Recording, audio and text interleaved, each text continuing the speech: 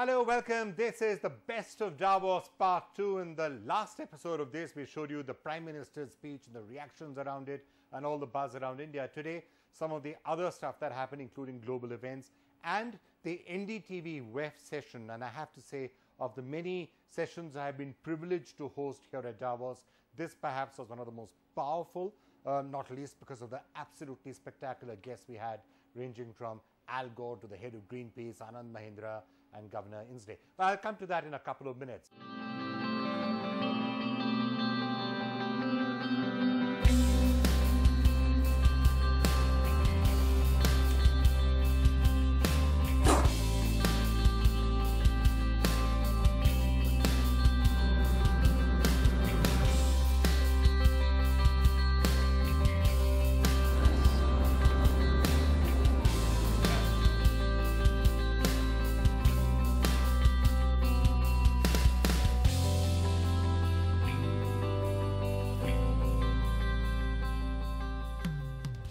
But let's start off with Donald Trump. Prime Minister Narendra Modi kick-started Davos, and many said that his speech on globalization and fighting climate change and some of those issues was almost setting himself up to be the anti-Trump. Now, there was a lot of question as to what Trump would say when he actually came to Davos and speak. Well, we got our answer. Here was Donald Trump at Davos. I believe in America. As President of the United States, I will always put America first, just like the leaders of other countries should put their country first also. But America first does not mean America alone. When the United States grows, so does the world. American prosperity has created countless jobs all around the globe. And the drive for excellence, creativity, and innovation in the U.S. has led to important discoveries that help people everywhere live more prosperous and far healthier lives. As the United States pursues domestic reforms to unleash jobs and growth, we are also working to reform the international trading system so that it promotes broadly shared prosperity and rewards to those who play by the rules. We cannot have free and open trade if some countries exploit the system at the expense of others. We support free trade, but it needs to be fair and it needs to be reciprocal, because in the end, unfair trade undermines us all.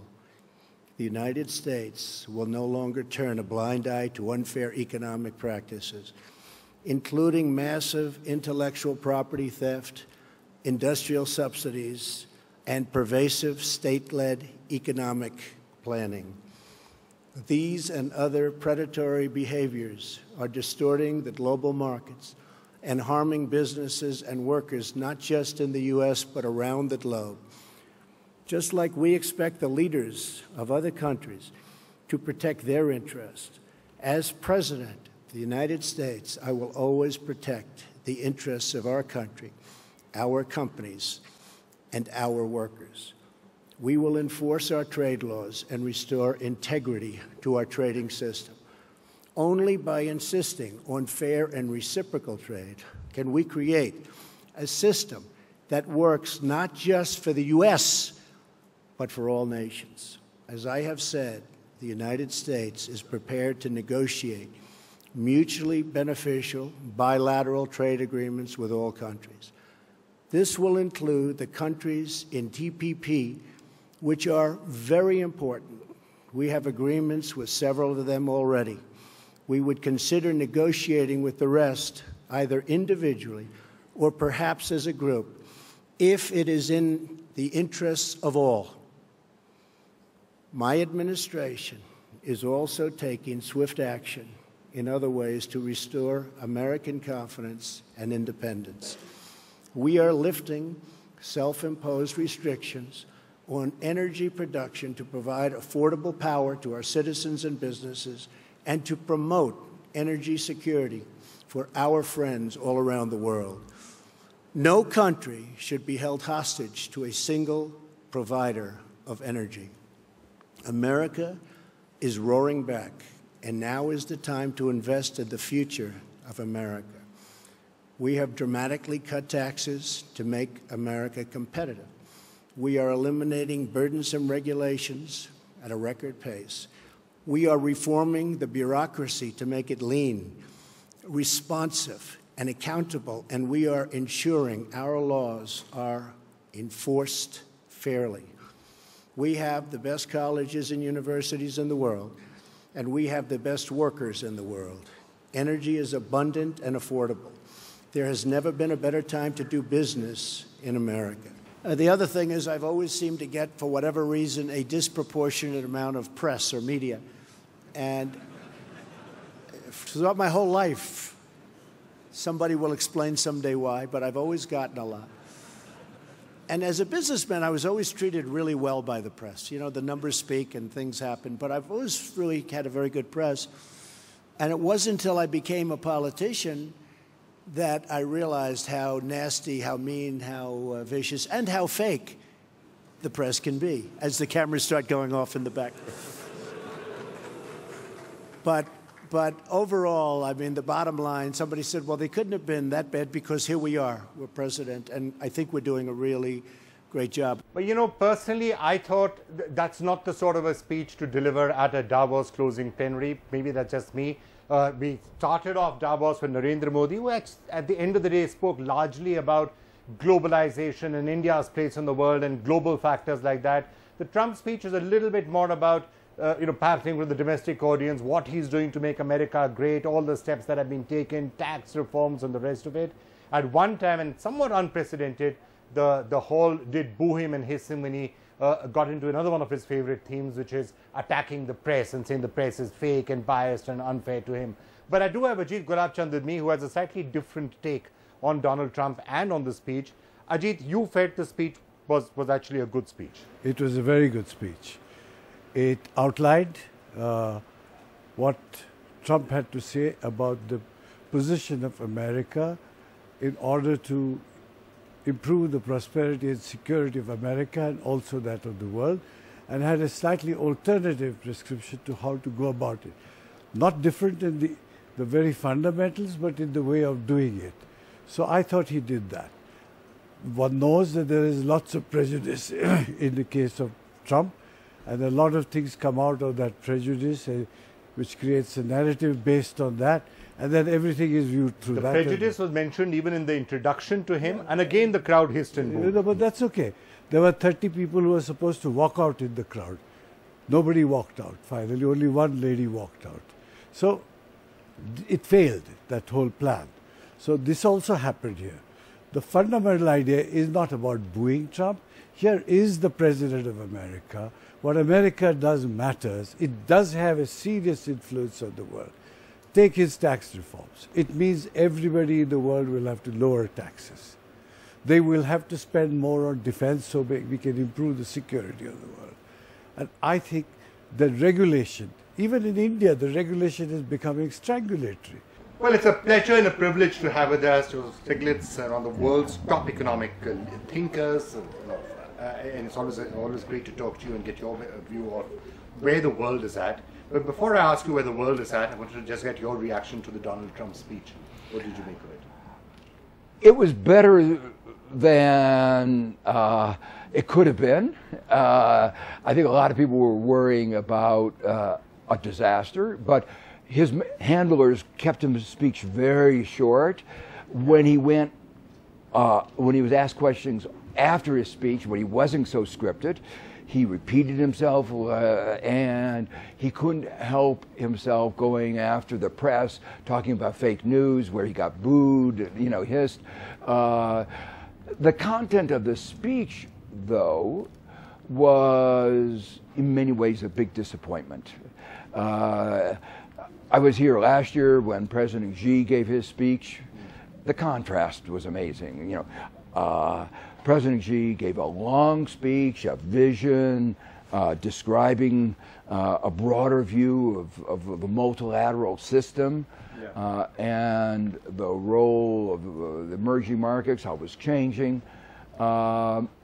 This was an attempt to defend American first policy. And to say, the salesman's job, come invest in India, come and invest in America, I beg your pardon. It was a sales job, but a very unconvincing sales job. He talked about cooperation. You look at what is the most important thing that everybody around the world now needs to cooperate? Climate change, because if we don't, we're frying. And to put it in a very clear way. And the United States is the only country now to announce that it's withdrawing. That's the antithesis of cooperation. All right. So let me just wrap it up for us. So this is it. This is the final stages of Davos 2018. Narendra Modi began the whole thing with that opening speech earlier, and Donald Trump wrapping it up right now. And it's a privilege and a pleasure to have one of the top economic thinkers of the world joining us as we try and wrap up all that we heard. Robert Schiller, Yale University, and a lot more besides. What did you make of the Donald Trump speech? I compare it with Modi's speech the other day. Modi, I can't find anything to disagree with. Trump was cordial and appropriate, but took credit for things that he shouldn't have taken credit for, like the stock market or the economy. These things were already set in place. And there was one real low point when he criticized the press as filled with lies, and he got booed. Overall, though, I think he did the right thing. He's hanging in there as a member of the World Economic Forum community. Actually, that part where he got booed by the whole was fairly unprecedented. I haven't heard that sort of a thing. I've never heard anyone boo. I've never heard booing at the Congress Center before. So we're continuing to try and analyze Donald Trump's speech and what it meant, and perhaps try and wrap up what Davos 2018 in general meant. So, Sani Banak, it's great to have you with us. You're a business presenter with the BBC, and I have to say it's great we've been having you as neighbors yes, to us for a long period of time. Have. And I really can't imagine why we didn't think of poaching somebody from there to get their comments all week long. But here you are, and it's great. What did you make of the speech? Well, I felt it was completely on message, the speech itself. There were no surprises in there. There was nothing too controversial in there either. He didn't talk really very much about geopolitics. He mentioned North Korea, but apart from that, he didn't really go off message. It was all about the strength of the US economy, and he sort of seemed to take quite a bit of credit for that. He mentioned the significant changes that he says has happened in the last 12 months, thanks to his presidency and his changes and his reforms, and how that's helped tremendously the American people. But also he talked a lot about the fact that America is open for business. We want to do trade. We want to do fair and reciprocal trade, something he kept underlining. But because we're so strong, this is the place to invest. This is the place to build your factory. This is the place to create jobs. So he was kind of rolling out the red carpet. My question is really whether that would have been the right speech. Would you have expected a slightly different speech at her closing address at Davos? I mean, that would be fantastic if he was in North Carolina or Tennessee or Philadelphia. Texas or Philadelphia. I mean, I get it. But at Davos, would you have expected a slightly broader message? I think definitely from the other world leaders, listening to Canada's Prime Minister Justin Trudeau, Narendra Modi of India, of course, and the other leaders that were here, France's Emmanuel Macron, it was very much a global conversation, a speech that was about many issues, not just their own country, whereas Donald Trump kept it all about the United States and how strong and almost important. saying every country should think about themselves first. He threw out that little bit of a thing saying America first doesn't mean America alone, but it was pretty much I'm taking care of America, that's what I'm doing. Exactly, and he's been saying that openly. I'm a cheerleader for my country in the same way that a business chief executive should be a cheerleader for his or her company. And he's open and clear about that, and he doesn't apologize for that either. And that's kind of how he is. That's what we're having to get used to, this new president of the United States, that if you want to do business with us, this is how we operate. So no walkouts. He did get booed when he went off, when he started attacking the press. Yes, probably by the press who were there. I would imagine it was the journalists that were booing at the time. But it seemed to be fairly extensive. I don't know how many members of the press were there, but Sani, it's been great having you. I just want to welcome Daniel Jürgen to join us as well. Just wanted to get your take on the Donald Trump speech. Well, I think you have to start by contrasting to where we were last year when he had been elected, and this community here at Davos was in total shock and thought it was the end of globalization, the world economy was going to go down, stock markets were going to go down, and instead what happened is that, of course, this strong, almost unexpected global synchronized boom, and he's taking credit for it, and I think what he was here really doing was taking a very big victory lap. And as you pointed out, it certainly was a speech. This was not about a speech about global problems. This was, as he said, he was a cheerleader. He was America's chief marketer. He's saying it's a thing that other heads of state do, say, come invest in our country. But it's unusual for the American president to say, come and invest, and I can promise you a great deal. So what was your overall take on the, I just want to get Randall Lane in also, but your overall take on that, on Modi's speech and comparing and contrasting it with what Trump said? What's been the basic feedback? I mean, sometimes we get caught into our own little ideological, what has happened, looking at it from an Indian point of view. What's been some of the international reaction to the Modi speech? Well, the international reaction to Prime Minister Modi's speech has been very, very positive. I must admit, I've mainly spoken to Indian businessmen and women about what he had to say and how important it is that he's actually here. Quite a few of them did indicate, and not just Indian business people, but across the board, that they felt that Narendra Modi being here was very, very important this year, given the fact that President Xi was here last year. That if India wants to exert itself on the global stage, it's important that he is at these kind of events. And the fact that he was the head of state that kicked off the entire week and set the tone for the week, many felt that was a very positive thing. Yeah. Randall, let me get you in on that.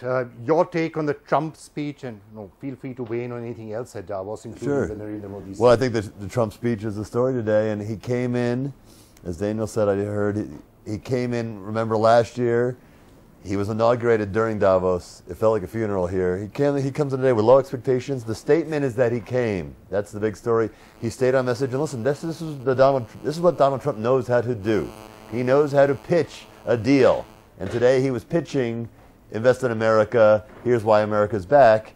And I thought he did it very well. He stayed on message. He didn't go off message. And even when he was doing the Q&A afterwards, he stayed on message, which I guess was surprising. We'll see if he tweets something to then walk it back. But I think you come out of this going, okay, he came. He did get booed once when he started attacking the press. Again, relative, yes. But relative, and that's, he's experienced that over the last year. But relative to the expectations, and also in terms of him coming in and kind of basically opening up and saying, America's doing great, we're open for business, I want to do bilateral deals. And again, we know that, but it's the statement of coming and discussing that actually probably did him more good than harm. So it was very interesting.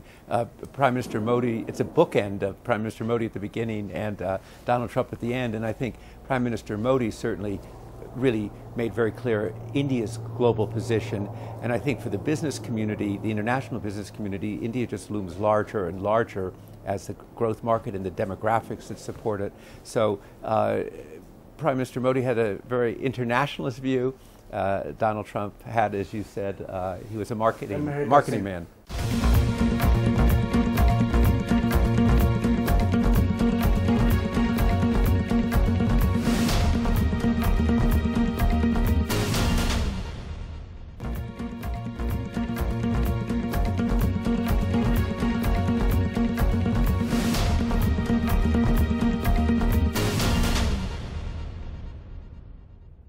Well, Donald Trump is obviously not the only American politician here at Davos.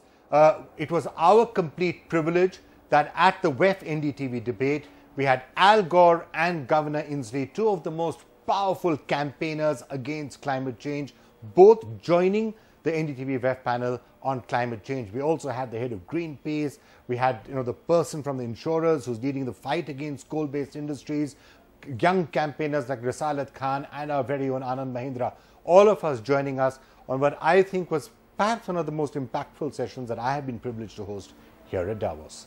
Is that dialogue and debate changing now a little bit? And it's interesting that just as China and India are stepping up and saying, we will do more, the United States, which is actually the country which is probably at the most critically insufficient action list, if you see the climate action tracker, the US is at that end of the spectrum of what it is doing. It's recanted on its Paris commitments. Well, legally it can't leave until 2020. We're going to meet and exceed our commitments. And, you know, the world has changed in the last 10 years. The growth of China, the emerging growth in India, many other countries, actually more than 2/3 of the global warming pollution is now coming from developing countries. That's not blame shifting at all. It is indeed the developed countries that created this problem. But it is a global problem, and it must be solved by everyone. One of the other changes in the world with globalization has been, unfortunately, taxpayers in the wealthy countries are feeling poorer than they are and are feeling less willing to provide foreign aid, ODA. But the developing countries have become increasingly aware that, as Anand said, this is the greatest business opportunity in all of history, and private investment is flowing if the barriers are removed to the deployment of renewable energy, batteries. We're at the early stages of a global sustainability revolution that is based on hyper-efficiency, driven by the Internet of Things and machine learning and artificial intelligence. It has the magnitude of the Industrial Revolution, but the speed of the digital revolution. And it is creating astonishing new ability to manage electrons, atoms, and molecules with the precision IT companies have used in managing bits. And smart businesses are taking advantage of this and discarding the illusions based on the past and rushing toward what the new generation is demanding. They want to work for companies that have a purpose, that share their values, are committed to saving the future of human civilization. And businesses can thrive and prosper and are doing so by committing to this brighter, hopeful future. The fact that you've been displaying so much passion on this subject, has it sometimes become a liberal versus conservative issue in the United States? Is that part of it, that certain people will say, we're going to be climate change deniers just because Al Gore feels strongly on the subject? No, well, or that liberals feel strongly on the subject. I mean, is that at all a possibility? No, I don't think so at all. And in fact, there's been extensive social science research in the U.S. that definitively disproves that meme. You know, in my home state of Tennessee, there's an old saying that if you see a turtle on top of a fence post, you can be pretty sure it did not get there by itself. When you see the persistently high levels of climate denial in the United States, unique and among all nations, you can also be pretty sure that didn't happen by itself. The coal companies, coal-burning utilities, oil and gas companies, some of them, have spent hundreds of millions of dollars pursuing the same blueprint that was innovated by the tobacco companies decades ago when they were faced with an existential threat to their business. They hired actors and dressed them up as doctors and put them on television to falsely say, I'm a doctor and there are no health problems associated with smoking cigarettes. That's what they have been doing with a huge amount of money. They've created a major cottage industry of climate denial. But you know what? They're losing badly. The percentage of people, over 2/3, who agree with the science and we have to do something, has been steadily increasing. A majority of Republican voters, a plurality of Trump supporters agree with the science, agree that we have to do something. And there is a major new participant in this debate who is more persuasive even than Jay Inslee, and that's Mother Nature. Right. Because these climate-related extreme events, every night on the TV news is like a nature hike through the book of Revelation. People are connecting the dots on their own. Right. Governor Inslee, are they connecting the dots? Or when you see a snowstorm, exactly what you said that President Trump might do when he gets out here, there are extreme snowstorms in the U.S. for the last month and a half. There were hurricane after hurricane coming in, in the last over the last summer. Are people in the United States connecting the dots and saying something seems to be happening to climate? You cannot overstate how rapidly this is happening. And it's both frustrating and energizing in this regard. Because when the vice president started to try to educate the world, and he personally has educated the world, you cannot overstate his impact in this regard. But when he started decades ago, and I asked him to come to talk to my Congress, and he had incredible graphs, persuasive parts per million presentations, and ocean acidification and pH levels. And these graphs were extremely impressive to me because, you know, I'm interested in science. But this is not Al Gore's graph anymore. It is ash on the hoods of the cars in Seattle that people have never seen before. Now, a visual image in a person's life is 10,000 times more mind-changing than any graph ever invented. And that is going on. That's what I'm talking about. And you mentioned this issue of Democrats and Republicans. We are starting to see the potential cracking of this wall in the Republican Party. And this is a very beneficial thing. And it's very interesting. 8 Republicans in California voted for Jerry Brown's cap-and-trade system. And I went and met them, and I asked them, why are they doing this? And the leader of the Senate said it was simple.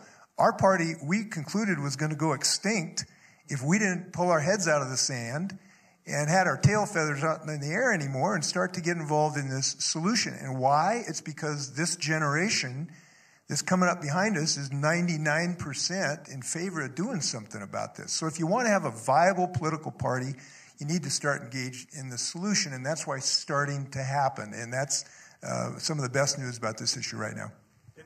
Paradoxically, the fact that we are starting to see some of the actual impact of climate change is one thing for Vice President Gore to be saying inconvenient truth. This is about to happen, you know. But as he's saying, when you actually start to see it in your daily life, that's when political pressure starts to build up on governments also to say, hang on, if you're not going to fix this, we're not going to vote for you. And that's when governments start to act. Yeah, absolutely. And I mean, if I could speak with each leader at Davos, I would just implore them to connect those dots, internalize it as a human being.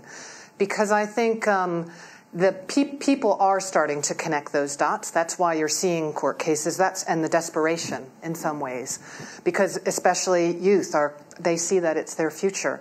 But every leader here at Davos has to connect those dots. Some of them are, but I don't think the majority are. And that's where the pace and the scale of change is needed. That's where we have to step it up. Because if we don't step it up, we'll have these nice incremental things, but it's not going to cut it.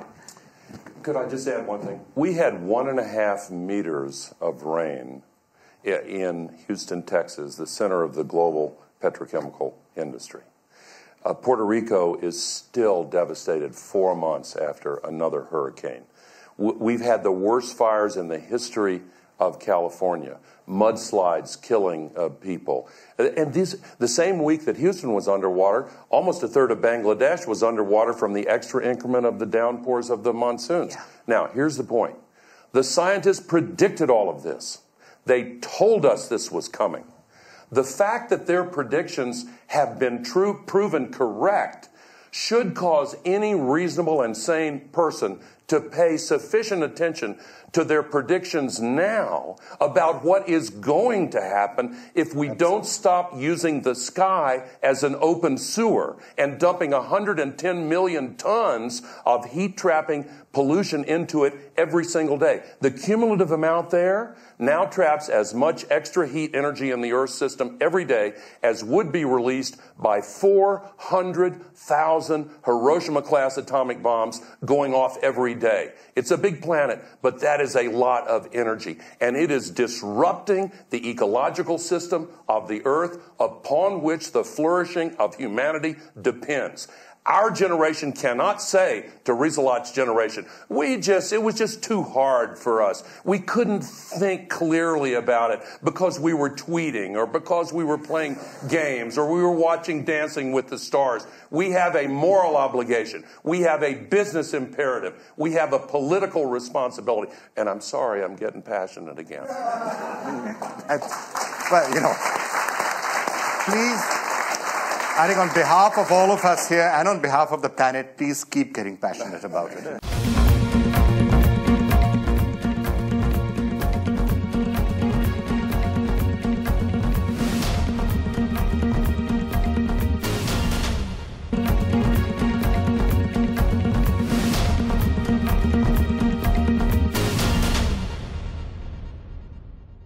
But the other big theme here at Davos was, of course, gender. All the co-chairs were female this time around, and gender equality, a major, major feature out here. And we had a very special panel here on NDTV to feature what needs to be done for more gender equality. Well, it is a very, very special Davos 2018, and it's not just because of the fact that you have the Prime Minister of India who was here, gave the first keynote address by an Indian Prime Minister, but it's also because of one theme that has been picking up for the last few years here at Davos. And this time, it is really the theme. And I say that simply because you have 7 co-chairs out here at Davos, and all 7 are women. And I was at the panel when they were actually speaking, and it was one of the best sessions that I have seen in my lifetime. And with us is at least one of them, and another lady who, well, is inspirational in her own ways. I will be introducing them now. Thank you so much for being with us is what I want to say first. It is something that doesn't happen often, that a young man like me gets the opportunity to interview 2 ladies. Carol Becker, first to you, Dean of Faculty, School of the Arts, Columbia University. Her recently reissued book, The Invisible Drama, Women and the Anxiety of Change, has been translated unbelievably into 6 languages. That's one take for her. And Sharon Burrow, one of the 7 co-chairs in an all-women co-chair at Davos this time, also the General Secretary of the International Trade Union Confederation. Sharon, if I could start with you. You were rather vocal at that session, and this discussion has to be focused a little bit on India because of what's happening there. Just the last few days, there have been a few rapes there, and that's just one indication of what happens. But are you convinced that India is on the right path when it comes to the Prime Minister's vision? I thought that the Prime Minister's commitment to the big global issues like climate change, geopolitical tensions, the need to work together, they were good statements here. Okay. Because it is about healing our fractured world. Yeah. But I actually don't believe he captured the issues for your people. You know, I'm the leader of a trade union movement, so I work with your labour unions in India, and I know they're deeply anxious about losing fundamental rights at work. I work with your Self-Employed Women's Association that actually has organised almost 2 million members. They build cooperatives, they're helping in the sustainability piece, they build their own childcare centres, they're doing their bit for India, but we want to work with them to formalise work. And childcare is not even a formal economic sector in India. So we need to work with your government and the trade unions, first around rights, second around shared prosperity, because India is one of the G20 countries, yet poverty remains endemic, around sustainability, of course, and we congratulate the Indian government for their leadership in that, and around women. And of course, the violence against women question is extraordinary.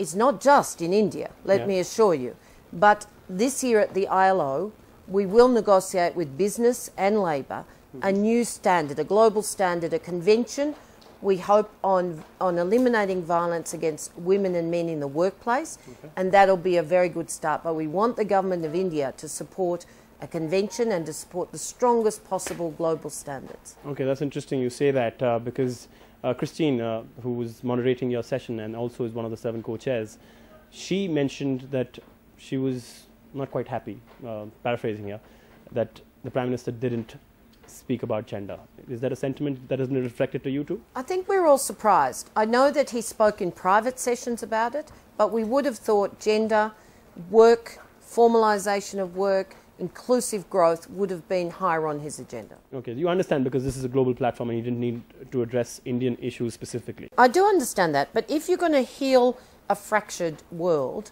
one of the fractures is that the global workforce is in trouble. So I absolutely accept that he mightn't have just focused on issues for working people in India. But if our workforce, with 42% globally, are in the informal economy, up to 45 million in modern slavery, you know, only 60% in the formal economy, and then more than half of them on short-term contracts, low-paid, insecure, often unsafe work as a product of this nature of globalisation, we need to change the rules. And I suppose his leadership is very important in this regard. Okay, Carol, a lot of these questions I want to address to you.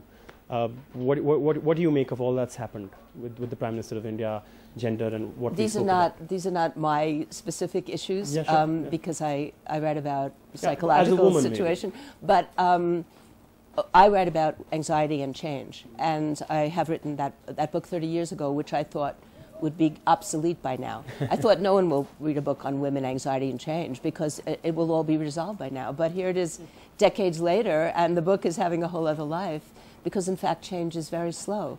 And the really deep ways in which society needs to change in terms of inequality is not something that happens overnight because it requires a deep psychological transformation, not just of individuals, but of a whole collective.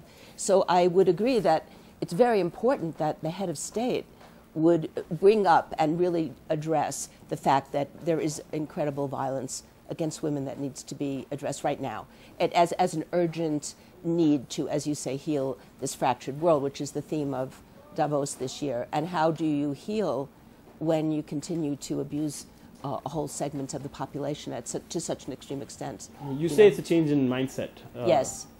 But how does that change in mindset happen? You're not the first person to say this. In fact, the conversation around India these days is that the young boys first need to be taught about treating women right. How will it happen in a country of 1.25 billion people is my question to you as somebody who's written about it. Well, one of the reasons that it's so important to have women in leadership is that when women enter into leadership and they take on these roles, they change fundamental structures of society. For example, women often don't want to be part of a hierarchical structure. They're much more collaborative. They create lateral structures. They try to bring everyone up with them. There's much less tolerance for the kind of abuses that we've seen historically in women and men. Well, effectively, you're saying that even Davos making an improvement with 7 co-chairs and having 21% an improvement from the last time around, 21% of the attendees out of 3,000 are this time women. You're saying that's still not enough? Well, it's first of all, let me say something more about India. You lead the field in terms of having secured representation of women in Parliament. There's still, women's bill is still to be passed out there, but yes, that's true. But if it's passed, then that's a global leadership piece. Okay. We need to do more, of course, but you've got to give credit where it's due. Yeah, absolutely. Women are very strong politically. They're very strong in your economy, even if from a low base. Okay. They've built their own banks, they've built their own cooperatives, they've built their own childcare centres because they've felt excluded from the state, yes, but now they're contributing to the state. And so I do think you have to look at the success of women in India. So I would say to your question, what will it take? It'll take 3 things: education around equality and both what that means for families and for societies. It takes the rule of law and it takes compliance. And until you have those things in measures, then rights... Are you optimistic that they'll happen? Well, I think there's enough of a debate in your country. I mean, people like you are obviously standing up for this question. If men in the society are standing with women and saying, we need to respect everybody, that women deserve equality, it's a fundamental human right, that workers have the right to organise, freedom of association, women will organise, like trade unions. On the bigger question, of course we need to see women in leadership at the CEO level, at the board level, but it goes way beyond that. If we don't see women being paid equally, if we don't see women being protected from domestic slavery, it's not going to happen. All right, Carol, I want to just give you an example. When we were coming out here, we were at the customs office making sure that our cameras go through, and I had an incident with my camera person who's right here, Pooja, and because it's a mindset, like you said, the customs officer, he said something that, who's your camera man? And she was in front of him, and she corrected him and said, camera woman, and I'm enough for 3. And that's exactly what she's reflecting right now. I just want to ask you about that. It's so systemic, it's so traditional, it's so cultural. I find it very difficult to get it past some of my own relatives for sometimes, because it's so inbred in them, and I'm talking about women here. I just find it difficult. So this movement and this talk about women's rights, I find it a bit fluff. So I'm just asking you how much. Yeah, because it's not relating to action. the action is not happening. We've had a few rapes just in the last few days in Delhi. Leaders like yourselves, do you think you're speaking out enough? Do you think your tone needs to be more aggressive? You know, I've thought so much about how societies actually change. Like, how do you change a collective psyche?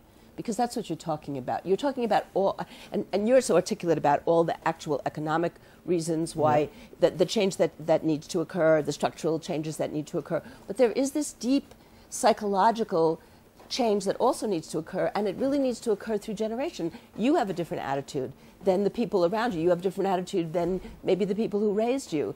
It's going to take generations. We are, as a species, not very quick to make deep change. So that's why the structural changes are so important, because it forces people to make the change that they're not always emotionally ready to make, but in terms of the fairness and equity of a society, they have to make.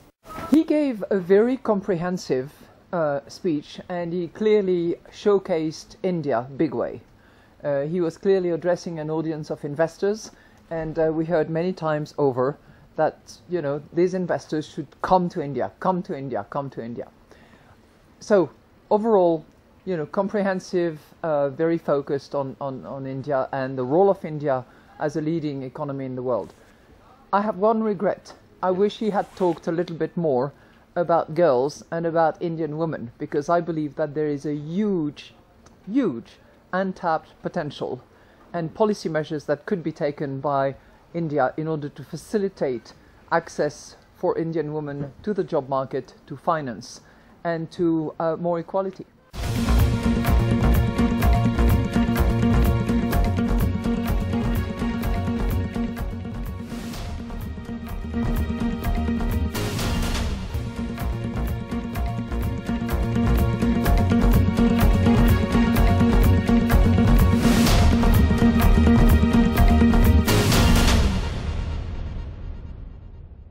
And with that, we're going to wrap up our coverage of Davos 2018, but I'm going to leave you with some of the sights and sounds of Davos. Well, with us is Carlos Ghosn. Thank you so much for speaking to NDTV's CEO of Global Renault. That's huge to be able to speak to you. I have a question with climate change, Donald Trump, Prime Minister Modi making that pitch to come to India and invest now. There is also that concern of pollution in India. There's diesel and carcinogens. Yeah. Why is it that the auto sectors are still, pushing ahead with diesel when you have the situation of pollution in India the way it is? Yeah. What's your take on that? No, I don't think the auto sector is pushing one technology or the other. You know, it's a very competitive game. Yeah. There is not one position from all the car makers. Yeah. We have the technology for electric cars, we have the technology for diesel, we have the technology for a gasoline engine, we have all the technology. The question is how ready you are to introduce this technology at an affordable price, in specific markets. You're saying we're not ready? That's it. No, it's not that we're ready. That means I welcome the clarity of the declaration of Mr. Prime Minister Modi, who said very clearly he wants electric cars, he wants a better climate, he wants to fight climate change. I think this is very clear, and this gives us direction into where we should go and what kind of technology. Now, the only thing that we need to negotiate, I think, that the industry needs to negotiate with the government, is the timing, is the speed at which this comes. But without any doubt, when the Prime Minister gives the direction for a country, we have to follow. That's it. It's not a question that, we're going to go, we're not going to go. We're going to go. The only question is, what is the best speed at which we can go in order for the consumer to be happy, because you're going to have affordable price, and for the car maker to have a return on his investments. Briefly, protectionism with Trump here and what Prime Minister Modi has said. What's your take on it? Oh, I mean, obviously, you would be surprised if I told you I'm a protectionist. I'm obviously a globalist. Yeah. I believe into trade, open trade, exchange. Now, I recognize that from time to time you have to renegotiate, you have to reset the buttons because the reality changes. But in my opinion, I'm not worried about the really trend. The trend is still towards, open trade and globalization, but with some corrections. Thank you for your time, Thank sir. you. Thank you. Well, at the World Economic Forum, Donald Trump is, here, and we are expecting that the conversation will now be around protectionism and what is going to be the narrative of America. Keeping in mind, Prime Minister Modi gave his first speech, the keynote address, and mentioned very clearly that the world should come together as one family. And for that, we need to talk to some of the biggest business leaders across the world. And who better to talk to than an NRI? Adib Ahmed, thank you so much for joining us out here and talking to us. Just to let our viewers know, he is the managing director of Lulu Financial Group, which has 170 branches in 9 countries. So the first question that I want to ask you is the tricky situation that the World Economic Forum has found itself in, and you business leaders have also found yourself in, when the most powerful man in the world says, well, I don't want to do much with the rest of the world, I want to just handle my own space. Sure. And the biggest leader, or the leader of the biggest democracy in the world, says, well, it's one family, come. Sure. How do you deal with that? That's going to be difficult. Well, according to me, first of all, thank you for having me to speak about India and the future about business down there. And as an NRI, we would say that, you know, it's been a long due delay that India has to come back, or NRIs has to come back and then invest in the growth story of India. Yeah. And we should thank the present government for treating the NRI investments as an Indian investment today, and that was not the stand a long time ago. Okay. And this has really helped us to bring in more investments to India. Okay. Now, in terms of asking about protectionism and what Donald Trump and our Prime Minister said here during his visit to Davos, I should say that, you know, migration and global trade is like gravity, cannot be stopped. Okay. You know, and major factor for that is that we are all interlinked in this big web, that it's too late for people to say that, you know, see, I have to do a lot of things and I have to become a small island of my own. This is not going to happen anytime soon. But at the same point of time, every government has the responsibility of making sure that the citizens of that country gets You're enough saying it's job. okay.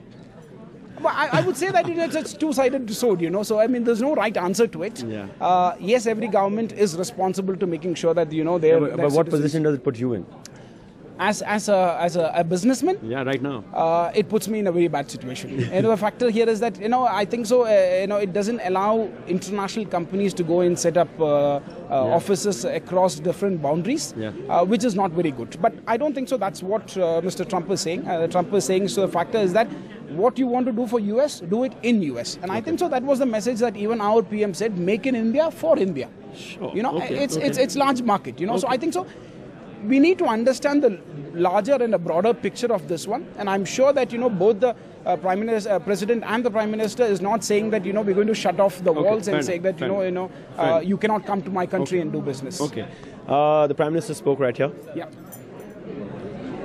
You know some of the biggest global CEOs, you interact with them, you're yourself in that same platform. Yeah. Has the mindset switched when it comes to investing in India from, well, no, not here, we don't know what's going to happen, to cautious? Yeah. What has it switched? To no, now we can go in? Sure. India has always been in the radar for almost all major companies worldwide. Sure. The question asked was, is this the right time? Is this the right time?